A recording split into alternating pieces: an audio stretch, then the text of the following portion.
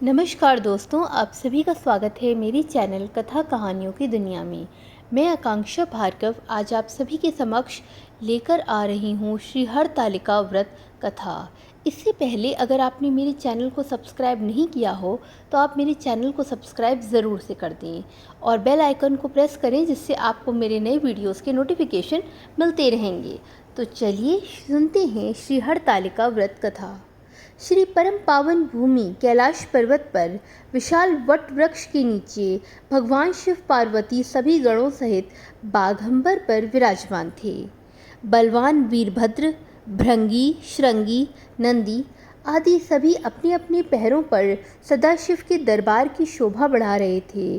गंधर्व गण, किन्नर, ऋषि हर भगवान की विविधा अनुष्ट छंदों में स्तुति गान स्वर अलापों से वाद्यों में संलग्न थे।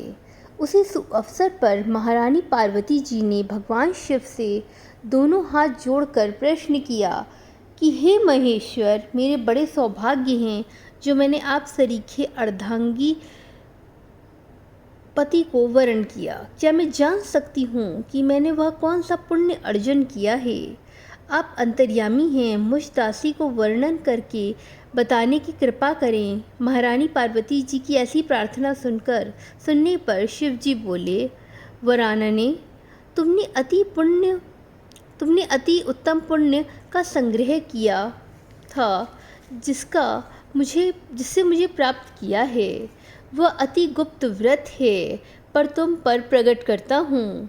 यह व्रत भाद्रपद मास की शुक्ल पक्ष की तीज को किया जाता है, जो हरतालिका व्रत के नाम से प्रसिद्ध है।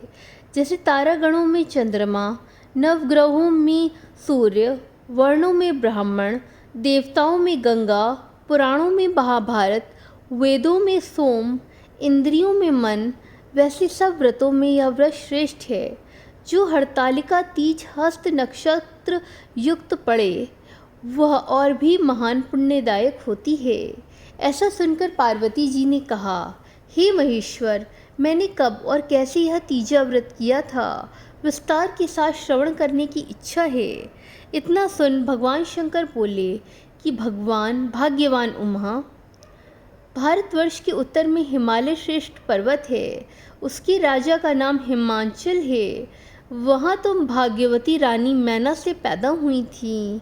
तुमने बाल्यकाल से ही मेरी आराधना करना प्रारंभ कर दिया था। कुछ उम्र बढ़ने पर तुमने हिमालय की दुर्गम गुफाओं में जाकर सहेली सहित मुझे पाने हेतु तप आरंभ किया। तुमने ग्रीष्म ऋतु में बाहर चट्टानों पर आसन लगाकर तप किया, वर्षा ऋतु में बाहर पानी में तप किया, हिम ऋतु में पानी में खड़े होकर मेरे ध्यान में संलग्न नहीं। इस प्रकार 6 ऋतुओं में तपस्या करने पर भी जब मेरे दर्शन न मिले, तब तुमने ऊर्ध्वमुख होकर केवल वायु सेवन किया। फिर वृक्षों के सूखे पत्ते खाकर इस शरीर को क्षीण किया।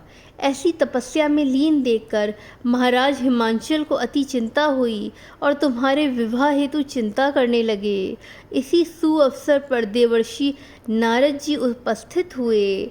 राजा ने अति हर्ष के साथ नारद जी का स्वागत पूजन किया और उपस्थित होने का कारण जानने की इच्छुक हुए। नारद जी ने कहा, राजन, मुझे भगवान विष्णु ने भेजा है।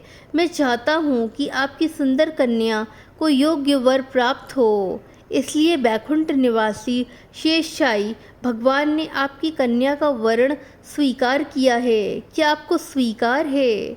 राजा हिमांचल ने कहा, महाराज, मेरा सौभाग्य है जो मेरी कन्या को विष्णु जी ने स्वीकार किया और मैं अवश्य ही उन्हें अपनी कन्या उमा का कन्यादान करूंगा। यह सुनिश्चित हो जाने पर नारद जी ने बैकुंठ पहुंचकर श्री विष्णु भगवान से पार्वती जी के विवाह का पूर्ण होना सुनाया। इधर महाराज हिमांचल ने वन में पहुंचकर पार्वती जी को भगवान विष्णु के साथ विवाह होने का निश्चय सुनाया। ऐसा सुनते ही पार्वती जी को महान दुख हुआ।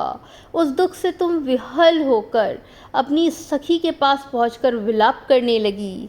तुम्हारा विलाप देखकर सखी ने तुम्हारी इच्छा जानकर कहा, देवी, मैं तुम्हें ऐसी गुफा में तपस्या के लिए ले चलूँगी जहाँ महाराज हिमाचल तुम्हें ढूंढ भी न सकेंगे। ऐसा कह सहेली उमा सहित हिमालय की गहन गुफा में विलीन हो गई। तब महाराज हिमाचल घबरा कर पार्वती जी को ढूंढते हुए विलाप करने लगे कि मैंने विष्णु जी को जो वचन दिया है वह कैसे पूर्ण होगा। ऐसा कह वह मूर्छित हो गए। तब सभी पुरवासियों को साथ लेकर ढूंढने को महाराज ने पदार्पण कर ऐसी चिंता करके कि क्या मेरी कन्या को कोई व्याघ खा गया या सर्प ने डस लिया या कोई राक्षस हर कर ले गया। उस समय तुम अपनी सहेली के साथ ही गहन गुफा में पहुंच बिना जल अन्न के मेरे व्रत को आरंभ करके नदी की बालू का लिंग स्थापित कर विविध वन पुष्पों से फलों से विविध वन पुष्पों फलों से पूजन करने लगी। उसी दिन भाद्र मास की तृतीया शुक्ल पक्ष हस्त नक्षत्र युक्त प्राप्त थी। तुम्हारे द्वारा की गई मेरी पूजा के फल स्वरूप से मेरा सिंहासन हिल उठा तो मैंने तुम्हें दर्शन दिया और तुमसे कहा, देवी, मैं तुम्हारे व्रत और पूजन से अति प्रसन्न हूँ। तुम अपनी कामना का मुझसे वर्णन करो। इतना सुन तुमने लज्जित भाव से प्रार्थना की। आप अंतर्यामी हैं, मेरे मन के भाव आपसे छुपे नहीं हैं। आपको पति रूप में चाहती हूँ। इतना सुनकर मैं तुम्हें एवस्तु इच्छित पूर्ण वरदान देकर अंतर्ध्यान हो गया। इसके बाद तुम्हारे पिता हिमाचल मंत्रियों सहित ढूंढते ढूंढते नदी तट पर मारे शोक के मूर्छित होकर गिर पड़े। उसी समय तुम अपनी सहेली के साथ मेरी बालू की मूर्ति विसर्जन करने हेतु नदी तट पर पहुंची।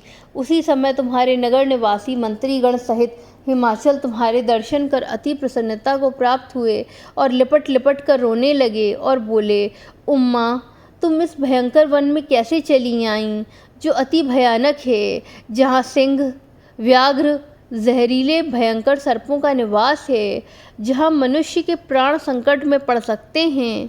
इससे हे पुत्री, इस भयंकर वन को त्याग कर अपने गृह को प्रस्थान करो। पिता के ऐसा कहने पर तुमने कहा, पिताजी, मेरा विवाह तुमने भगवान विष्णु के साथ स्वीकार कर लिया है, इसलिए मैं इसी वन में रहकर अपने प्राण विसर्जन करूंगी। ऐसा सुनकर महाराज हिमाचल अति दुखी हुए और बोले, प्यारी पुत्री, तुम शोक मत करो। मैं तुम्हारा विवाह कदापि भगवान विष्णु के साथ नहीं करूंगा और तुम्हारा अभिष्ट वर जो तुम्हें प्राप्त है उन्हीं सदाशिव के साथ तुम्हारा विवाह करूंगा।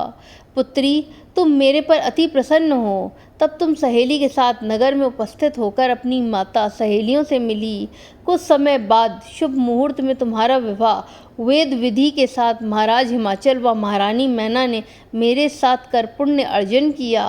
हे सौभाग्यशालिनी, जिस सहेली ने तुमको हरण कर हिमालय की गुफा में रख मेरा तीज व्रत किया, इसी से इस व्रत का नाम हरतालिका पड़ा और यह व्रत सब व्रतों का व्रतराज हुआ। इस पर माता पार्वती ने कहा, प्रभु, आपने अपने मेरे मिलने की सुखद कथा सुनाकर मुझे प्रसन्न तो कर दिया, पर इस व्रत को करने का विधान व फल मुझे नहीं सुनाया। इसलिए कृपा करके मुझे इसके करने की विधि व पृथक पृथक फल भी सुनाइए। इतना सुन के भगवान शिव ने कहा, प्रिय, मैं इस व्रतराज का संविधान फल सुना रहा हूँ। यह व्रत सौभाग्यशाली नारी व पति चाहने वाली कन्याओं को करना चाहिए। यह व्रत भाद्रपद के शुक्ल पक्ष की द्वितीया के शाम को आरंभ कर तीज का व्रत धारण करें।